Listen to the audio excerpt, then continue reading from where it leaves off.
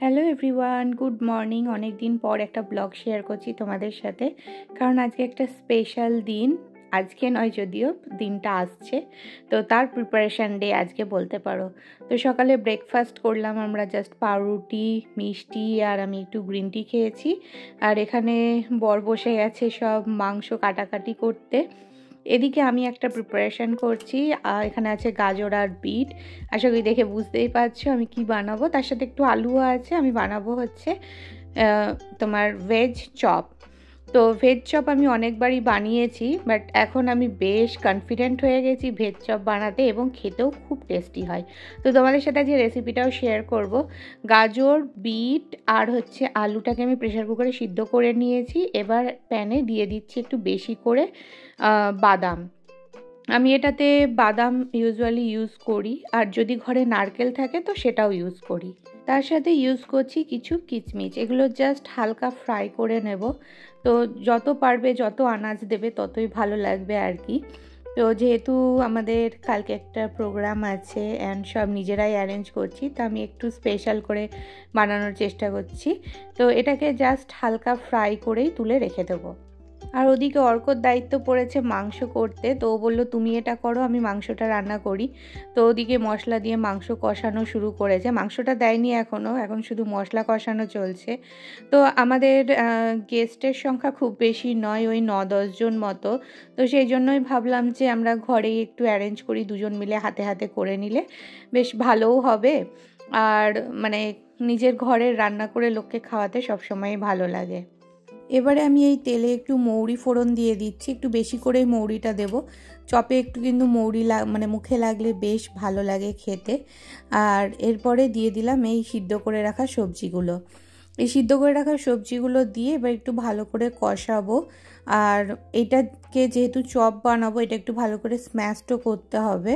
তো এই কষাতে কষাতেই যতটা হবে স্ম্যাশ করে নেবো। না হলে আমার একটা স্ম্যাশার আছে যেটা দিয়ে সেই আলু সিদ্ধ স্ম্যাশ করে, সেটা দিয়ে একটু ভালো করে ঘেটে নেব।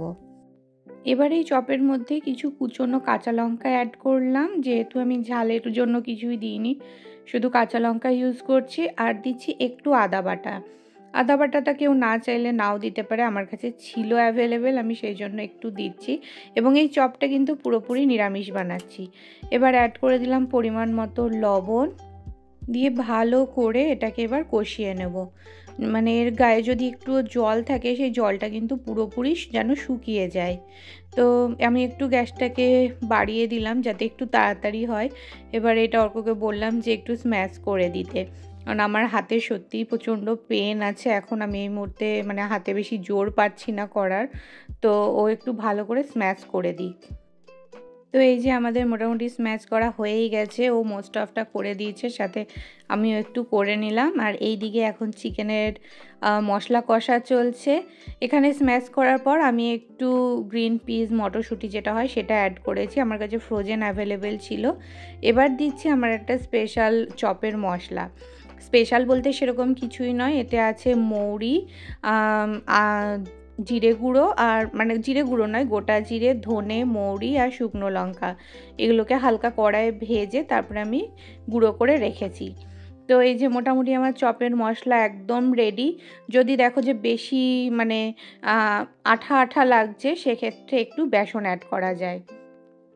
আর এইখানে ওদিকে আর এক ফাঁকে রান্না করে নিলাম মিক্সড ভেজ। এটাও কিন্তু পুরোপুরি নিরামিষ, এটা রেসিপি আর তোমাদের সাথে শেয়ার করলাম না। এদিকে অর্কর চিকেনও রেডি হয়ে গেছে। তো ভিডিওটা মাঝে অনেকক্ষণ পজ করে রেখেছিলাম। যাই হোক, হ্যাঁ, আমি কিন্তু চপে একটু নারকেল কুচিও অ্যাড করেছি। এবার ওই চপের মশলাটাকে আমি ঠান্ডা হতেও দিয়ে দিয়েছি ওখানে। ওটা ঠান্ডা হলে তারপর ওটা শেপ বানাবো।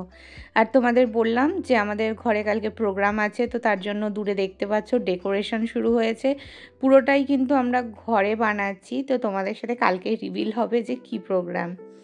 এখানে চপের গোল্লা পাকাতে বসে গেছি, দুরকম শেপ করলাম। তো যেটা বলছিলাম, যদি তোমাদের একটু মানে আঠা আঠা লাগে, একটু বেসন অ্যাড করতে পারো বা ময়দা। এবার এটাকে গোলায় কোট করে আমি ভাজবো। তো এটাকে হচ্ছে ময়দার একটা গোলা বানিয়েছিলাম, তাতে কোট করে তারপরে ব্রেড ক্রাম্পে কোট করেছি। এবার চপগুলো ঝপাঝপ ভেজে নেব। তো এই যে আমার চপ ভাজা কমপ্লিট। অনেকেরই মনে হতে পারে যে এই চপগুলো কালকে যেহেতু খাবো কি করে কুড়মুড়ে থাকবে। তো এখানে আবার আমি এখন মুগ ডাল বানাবো, সেটাও ভেজ ডাল হবে সবজি দিয়ে, সেটার প্রিপারেশান হচ্ছে। ওদিকে সবজি টবজি সব ডান। তো তোমাদেরকে বলি, এই চপগুলো আমি এখন ঠান্ডা করে, পুরোপুরি ঠান্ডা করে এই ফয়েলের মধ্যে সুন্দর ঢাকা দিয়ে ফ্রিজে রেখে দেব। তোমরা চাইলে যা খুশিতে রাখতে পারো, এবং নেক্সট দিন এয়ার ফ্রাই করে নিলে কিন্তু এটা সুন্দর মুচমুচে থাকবে। তো কেউ যদি চাও বাড়িতে বানিয়ে রাখতে, আমি ইউজুয়ালি করি না, ভেজে রেখে দেবে। আর এই সব কাজের সাথে সাথে আমি পুরো রান্নাঘরও ক্লিন করলাম। দেখো অবস্থা, এদিকটা এখনও একটু স্ম্যাশড হয়ে আছে, পরিষ্কার করতে হবে। এখানে দুধ চাপিয়েছি, কাস্টার্ড বানানো হবে, ফ্রুট কাস্টার্ড। ওদিকে ডাল হচ্ছে, ডালের সবজি ভাজা হয়েছে, তার সাথে ফ্রায়েড রাইসেরও সবজি রয়েছে। তো অনেক আইটেম। এখানেও আবার কিছুটা ভাজি ডালের জন্য, কারণ ওতে নারকেল অ্যাড করেছি। এখন ঘড়িতে প্রায় বাজে 4টে মতো। আমি জাস্ট স্নান টান সারলাম। সকাল থেকে আমাদের আজকে প্রায় 9:30 থেকে রান্না চলছে, এখনও পুরোপুরি কমপ্লিট হয়নি। তো এই স্নান টান করে এখানে ঘর টর সব ক্লিন করে নিয়েছি। এবার হচ্ছে এখানে অর্ক বসছে হচ্ছে মিটিংয়ে, ওর একটা মিটিং আছে। তো এই জায়গাটাও পুরো মোটামুটি ক্লিন করে নিলাম। আর এই হচ্ছে ঘরের অবস্থা, আমাদের পুরো একদম ছন্নছাড়া হয়ে রয়েছে। আর আজকের বাইরের ওয়েদারটাও খুব সুন্দর। আমাদের এখানে এখনও সেরকম ঠান্ডা পড়েনি, ঠান্ডাটা আসবো করছে।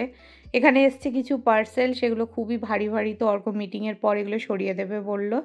তো এই দেখো ঘড়িতে এখন বাজে 4:05, এখনও আমার রান্না বাকি।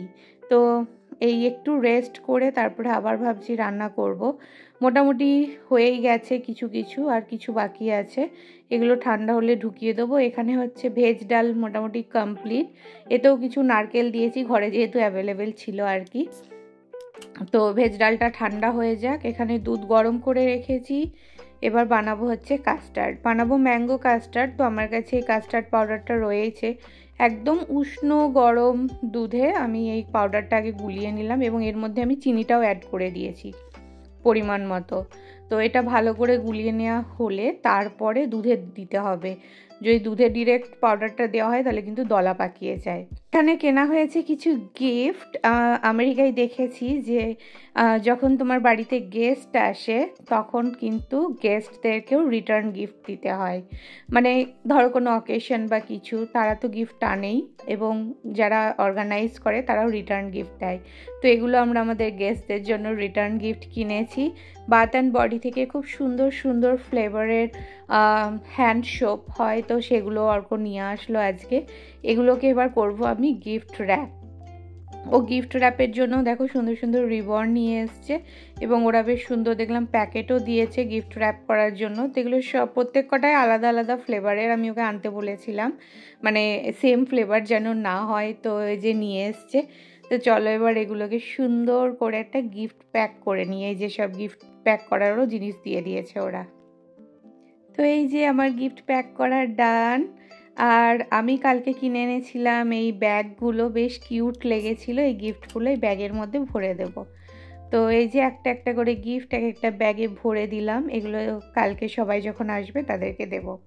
এবার চলো তোমাদের ফাইনাল রাউন্ড খাবারগুলো দেখাই। এই যে এখানে ভেজ চপ রেডি। আর আমরা এই ফয়েলগুলো নিয়ে নিয়েছিলাম খাবার রাখার জন্য, মিক্সড ভেজ। এখানে বানিয়েছি পনির দো পেঁয়াজা, এটার আর ভিডিও শেয়ার করা হয়নি, মানে ভিডিও করারই সময় পাইনি। এখানে হয়েছে মিক্সড ডাল, এখানে হয়েছে ফ্রায়েড রাইস। সমস্ত রান্না কিন্তু আজকে বানালাম, সকাল থেকে দেখতেই পেলে। এখানে হয়েছে চিকেন, অর্ক চিকেনটা করেছিল, বাকি সবও কাটাকাটি করেছে, আমি রান্না করেছি। আর এখানে হয়েছে ফ্রুট কাস্টার্ড।